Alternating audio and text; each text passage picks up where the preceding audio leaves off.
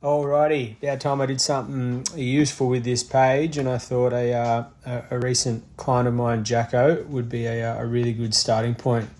Thought given the success we had with my framework, I thought we might showcase it. Big Jacko here asked for some help with his tennis elbow rehab. Now this is something that I hadn't directly rehabbed before, but I jumped at the challenge. His pain was so bad that after one day on the tools, he would have to have 2 or 3 days off after because the pain was so severe, and that just wasn't sustainable. So we got stuck into it.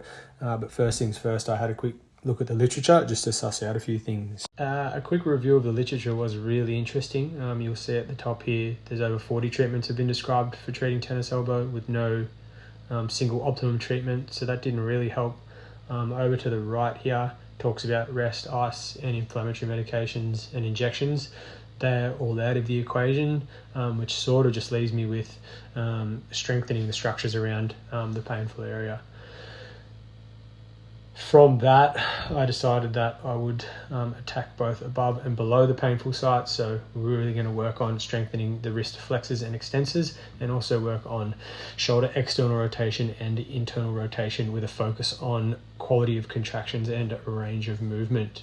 So this is what we did. Alrighty, I'll try and fly through this as quick as I can. Here we have shoulder external rotations with the dumbbell. Really basic movement here with the aim of strengthening the external rotators, which will help with stabilizing the head of the humerus and also allowing that dumbbell to pull that humerus into internal rotation and work on that range. Jacko here was only able to rotate 2 kilos early on for around 12 reps, and now he's moved up to around 8 kilos, so vast improvements there. Here we have a very basic wrist extension strengthening exercise. Here you can see he's just moving that wrist through range, nice and controlled there with the aim of really good quality contractions. And we've just been overloading that with weight over the last 10 weeks.